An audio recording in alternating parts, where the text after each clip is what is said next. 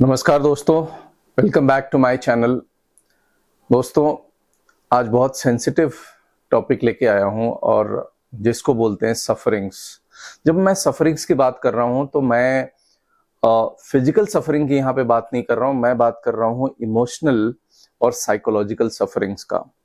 दोस्तों, लोगों के जीवन में टर्बुलेंस, टर्मोइल और डिफिकल्ट सिचुएशंस आते हैं जिसकी तरह से या जिसकी वजह से वो फिजिकली बहुत परेशान होते हैं, मेंटली भी बहुत परेशान होते हैं।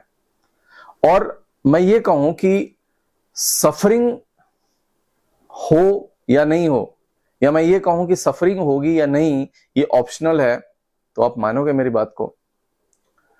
दोस्तों, इंसान की लाइफ में जब भी डिफिकल्ट या टफ टाइम आता है या कोई ऐसा ट्रॉमा आता है, ये इजी नहीं होता है उसको हैंडल करना, उसको मैनेज करना या उससे निकलना। उस समय इंसान बिल्कुल टूट चुका होता है।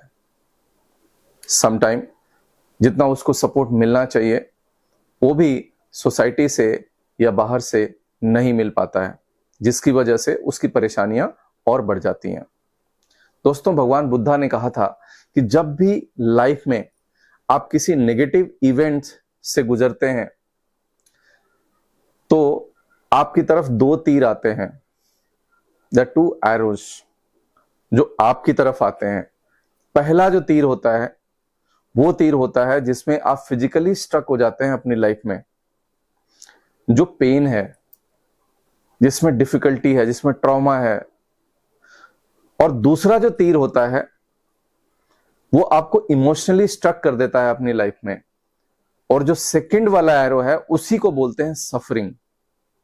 दोस्तों, पेन है, टर्बुलेंस है, ट्रॉमा है, ये लोगों के लाइफ में होता है, लोगों के लाइफ में आता है। बट आप कैसे रिएक्ट करते हैं, कैसे आप रेस्पॉन्ड करते हैं, ये टोटली आपके ऊपर डिपेंड करता है। मैं ये नहीं कहता हूं कि मेरे इस वीडियो बना लेने से, मेरी बातें कर लेने से ये चीज बहुत इजीली हैंडल हो जाएंगी, बट मैं ये जरूर कहता हूं कि तरीके हैं उसके जिसके थ्रू आप सफरिंग से बच सकते हो। अगर मैं बोलूं कि we are living in a world of no reality, हम क्या करते हैं अपने एक्सपीरियंस के हिसाब से, अपने थॉट्स के थ्रू रियलिटी को परसेप्ट करते हैं, या हम अपना परसेप्शन बनाते हैं रियलिटी के बारे में। अब इसको एक एग्जांपल से समझते हैं। दो सेम सिचुएशंस में हो सकता है कि दो लोग हैं बट दोनों का परसेप्शन अलग है, दोनों का थॉट प्रोसेस अलग है, तो दोनों का एक्सपीरियंस भी अलग है। आप इमेजिन कीजिए कि आप किसी कॉफी शॉप में बैठे हैं, आपने कॉफी ऑर्डर की, आप अपनी लाइफ में एक क्राइसिस से गुजर रहे हैं, डिफिकल्ट टफ टाइम से गुजर रहे हैं। आप कॉफी पीते हुए लोगों को देख रहे हैं, वहां पे और लोग भी हैं जो सेम अरोमा टेस्ट कर रहे हैं, सेम कॉफी पी रहे हैं, सेम एम्बियंस में हैं, सेम स्ट्रेंजर्स से सराउंडेड हैं जैसे कि आप हैं। बट क्या वो भी वही फील कर रहे हैं, अपनी लाइफ के बारे में वही एक्सपीरियंस कर रहे हैं जो आप कर रहे हैं? तो दोस्तों, सेम सिचुएशन में होकर भी आप कुछ अलग एक्सपीरियंस कर रहे हो लाइफ, और आपके बाजू वाला कुछ अलग एक्सपीरियंस कर रहा है अपनी लाइफ के बारे में। इसका मतलब ये हुआ कि ये एक्सटर्नल इन्वायरमेंट से ये चीज नहीं आ रही है, ये चीज कहां आ रही है? आपके थॉट से आ रही है, आपके अंदर से आ रही है। जो आपको वैसा परसेप्शन जनरेट कर रहा है आपका माइंड, और उसके बारे में वैसा आप एक्सपीरियंस कर रहे हैं, उस तरह से रेस्पॉन्ड कर रहे हैं अपनी लाइफ के बारे में, अपनी सिचुएशन के बारे में। दोस्तों, इसको मैं और आगे बढ़ाता हूं एक स्टेप। अगर मैं 100 लोगों से पूछूं कि मनी का क्या मतलब है उनके लिए, तो आप अग्री करेंगे कि 100 लोगों का जवाब अलग अलग होगा। हालांकि टेक्निकली मनी का मतलब सेम है।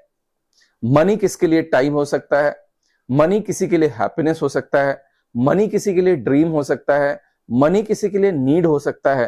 At the same time money किसी के लिए एविल हो सकता है, मनी किसी के लिए ग्रीड हो सकता है, किसी के लिए ये हो सकता है कि मनी के लिए लोग क्राइम करते हैं, किसी के लिए ये हो सकता है कि मनी के लिए लोग झूठ बोलते हैं, किसी के लिए ये हो सकता है कि मनी बुरी चीज है।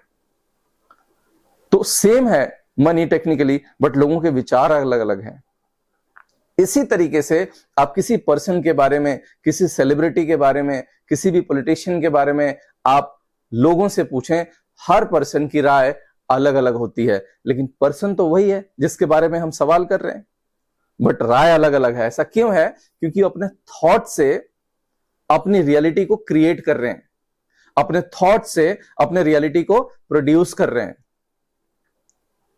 तो दोस्तों, आपका थॉट जो है वो बहुत इंपॉर्टेंट है, और हमारे सफरिंग का एक बहुत बड़ा रीजन होता है कि हम क्या सोचते हैं, और जैसा हम सोचते हैं वैसा हम फील करते हैं, और फिर उसी तरह की रियलिटी हम बनाते हैं अपने जीवन में।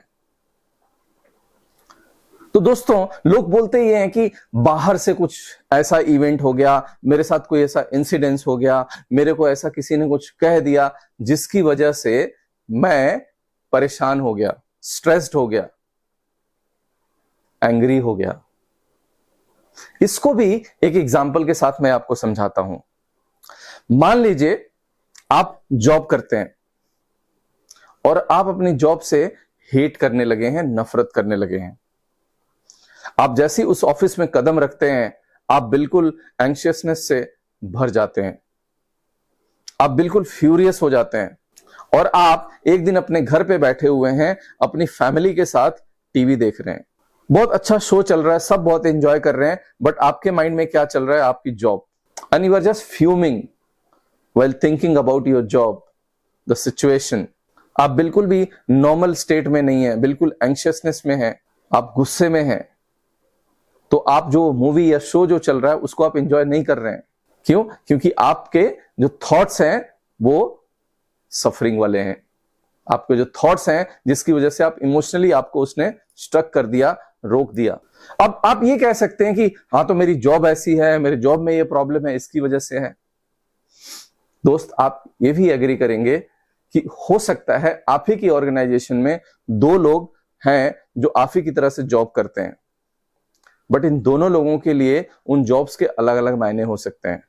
हो सकता है आपके कुलीग के लिए या आपके सबऑर्डिनेट के लिए, आपके साथी के लिए, आपके जैसी ही जॉब उसकी ड्रीम जॉब हो, वो जो जॉब कर रहा है उसके लिए बहुत कंफर्टेबल हो, बहुत थैंकफुल हो, बट आपके लिए क्या है? आपके लिए एक नाइटमेयर है, आपके लिए बहुत स्ट्रेसिंग है, बहुत डिस्टर्बिंग है वो जॉब, और जिसकी वजह से आपने क्या रियलिटी प्रोड्यूस की? आपने रियलिटी ये प्रोड्यूस की कि आप नॉर्मल या कंफर्टेबल नहीं है वो काम को करने में, और जिसकी वजह से आप सफर कर रहे हैं। सफरिंग से बचना बहुत जरूरी है। प्रॉब्लम्स आती हैं लाइफ में, सबकी लाइफ में प्रॉब्लम्स आती हैं, बट कुछ लोग उन प्रॉब्लम से हैंडल कैसे करते हैं इमोशनली, वो डिसाइड करता है कि वो उससे आगे कैसे बढ़ते हैं या कितनी जल्दी उस प्रॉब्लम से निकल जाते हैं। दोस्तों, एक छोटी सी कहानी आपको सुनाता हूं। एक मोनेस्ट्री में बहुत सारे मॉन्क्स रहते थे। उसमें डेली का रूटीन था मेडिटेशन करना। तो उसमें एक यंग मॉन्क थे जिनको वो ट्रेनिंग दी जाती है कि आप मेडिटेट करें, और एंड ऑफ द सेशन आप आके फीडबैक दें कि आज मेडिटेशन में आपको कैसा एक्सपीरियंस हुआ। तो सब लोग वहां ग्रुप में मेडिटेशन करते थे, ये भी बैठ के मेडिटेशन करते थे, बट समहाउ ये कॉन्सेंट्रेट नहीं कर पाते थे, फोकस नहीं कर पाते थे। फिर ये आते थे तो इनके जो हेड मॉन्क हैं वो पूछते थे कि बताइए आपका कैसा एक्सपीरियंस रहा, फीडबैक। तो वो बोलते थे कि जैसे ही मैं आंख बंद करके मेडिटेट करना शुरू करता हूं, सामने से कोई गुजरता है, कहीं से कुछ आवाज आती है, मैं डिस्टर्ब हो जाता हूं और मैं कॉन्सेंट्रेट नहीं कर पाता हूं। उन्होंने एक सवाल पूछा कि क्या आपको लगता है कि आपकी जो प्रॉब्लम है वो बाहर की है, जिसकी वजह से आप कॉन्सेंट्रेट नहीं कर पाते हैं? उस समय जो यंग मॉन्क थे उन्होंने कहा ऑफ कोर्स यस, क्योंकि अगर ये प्रॉब्लम नहीं होती तो मैं अच्छे से मेडिटेट कर पाता। अगले दिन उन्होंने क्या सोचा कि जो हाँ सारे लोग मेडिटेट कर रहे हैं वहां ना करें, कहीं जाके थोड़ा सा बाहर में करें। तो एक छोटा सा लेक था, उसके किनारे बैठ के वो मेडिटेट करने लगे। उन्होंने मेडिटेशन शुरू किया। जैसे he was in the middle of the meditation, bird की चर्पिंग और पानी से आवाज आनी शुरू हुई। फिर से वो डिस्टर्ब हो गए, फिर से वो डिफोकस्ड हो गए। फिर वो वापस आए, पूछा कैसा रहा आज आपका एक्सपीरियंस, बताइए। उन्होंने कहा कि बिल्कुल ही अच्छा नहीं रहा, मैं तो सोचता था कि यहाँ वहां जाऊंगा, बैठूंगा, बहुत शांति से मेडिटेट करूंगा, बट जैसे ही वहां बैठा, मेडिटेशन शुरू किया, शुरू में तो सब ठीक चल रहा था, बीच में वो आवाजें आने लगी और मेरा ध्यान जो है भंग हो गया। फिर मैंने आंखें खोल ली और बीच में ही मैं बंद कर दिया उसको। जो उनके हेड मॉन्क्स थे उन्होंने फिर पूछा कि आपको सही में लगता है कि आपकी जो प्रॉब्लम है आपके बाहर है, या बाहर के कुछ इवेंट से आपको ये प्रॉब्लम हो रही है? उन्होंने कहा ऑफ कोर्स यस, मुझे पूरा लगता है। एक दिन वो उस लेक के किनारे मेडिटेट कर रहे थे, तभी उनको एक बोट दिखा जो रस्सी से बंधा हुआ था उसी लेक में। उनको आइडिया आया कि क्यों ना मैं इस बोट पे बैठ के और बीच पॉन्ड में या लेक जो था उस पे चला जाऊं और वहां पे जाके मेडिटेट करूं, मेरे को डिस्टर्ब करने वाला कोई नहीं होगा।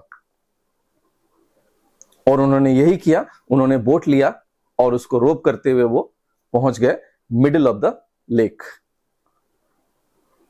और वहां पे बैठ करके आराम से उन्होंने मेडिटेट किया। बहुत अच्छा लगा उनको। ये सिलसिला कुछ दिन तक चलता रहा।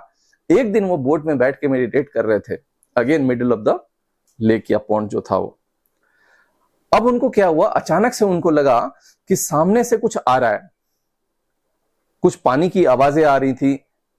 तो उन्होंने जैसे ही आवाजें आई वो बिल्कुल घबराने लगे, और घबराहट की वजह से उनकी आंख खुल गई। फिर से उनका मेडिटेशन क्या हो गया, टूट गया, कंप्लीट नहीं हो पाया। तो जब उनकी आंख खुली तो उन्होंने देखा कि एक एम्प्टी बोट जो उनकी तरफ आ रही थी। तो उनको क्या लगा था, जब मेडिटेट कर रहे थे, जब आवाजें आ रही थी, जब ऐसा लग रहा था कोई बोट आ रहा है, तो उनको लग रहा था कि उस बोट में बैठा है कोई है जो इनकी तरफ आ रहा है और वो टक्कर मार देगा इनकी बोट को। पर जब उन्होंने देखा आंखें खोल के तो वो एम्प्टी बोट थी। जो एम्प्टी बोट अगेन वो किनारे पे रस्सी से बंधी थी, बट समाउ वो रस्सी खुल गई और वाटर के ब्रीज के थ्रू, लहरों के थ्रू वो क्या हुई, वो बोट इनके बोट के पास आ गई। अगेन ही अपने हेड मॉन्क के पास गए और बोले कि आज ऐसा ऐसा हुआ। उन्होंने पूछा कि क्या आपको अभी भी लगता है कि आपका जो कंसंट्रेशन भंग हो रहा है या आप फोकस नहीं कर पा रहे हैं मेडिटेशन का, इसका रीजन एक्सटर्नल है? उन्होंने कहा कि ऐसा नहीं लगता है। देन वो रियलाइज किया उन्होंने कि वो एम्प्टी बोट था, वो खाली था, उसमें कुछ नहीं था। बट फिर भी उनके थॉट्स की वजह से, उनकी उन फीलिंग्स की वजह से उन्होंने वैसा एक्सपीरियंस कर लिया और अपनी रियलिटी को क्रिएट कर लिया। हम सब भी हमारे जीवन में, हमारी लाइफ में उस तरह की बहुत सारी एम्प्टी बोट्स को सोच करके, ऐसा थॉट्स बना के, ऐसा परसेप्शन बना के, ऐसी फीलिंग्स क्रिएट कर लेते हैं और उसकी एक हम अलग रियलिटी अपने लाइफ में बना लेते हैं, जिसकी वजह से हम सब अपनी लाइफ में सफर करते हैं। तो दोस्त, लाइफ में सफरिंग से बचना है। जब भी आपको लगे कि आप किसी ट्रॉमा, किसी डिफिकल्ट सिचुएशन में हैं, हमेशा उन 2 एरोज को याद रखिए जो बुद्धा ने कहा था कि एक तो वो है जो आपको फिजिकली स्ट्रक करता है, दूसरा आपको इमोशनली स्ट्रक करता है। पहले वाले पे आपका कंट्रोल नहीं है, बट दूसरे वाला आप कंट्रोल कर सकते हैं और उसको अवॉइड कर सकते हैं। तो आई होप कि मेरी ये वीडियो आपको पसंद आई होगी। मैं अगर ये रिक्वेस्ट करूं कि प्लीज, जिन्होंने मेरे चैनल को सब्सक्राइब नहीं किया है, प्लीज सब्सक्राइब कर लीजिए, बेल आइकन को प्रेस कर दीजिए सो दैट मेरी वीडियो की नोटिफिकेशंस आपको डायरेक्ट मिले। बहुत बहुत धन्यवाद।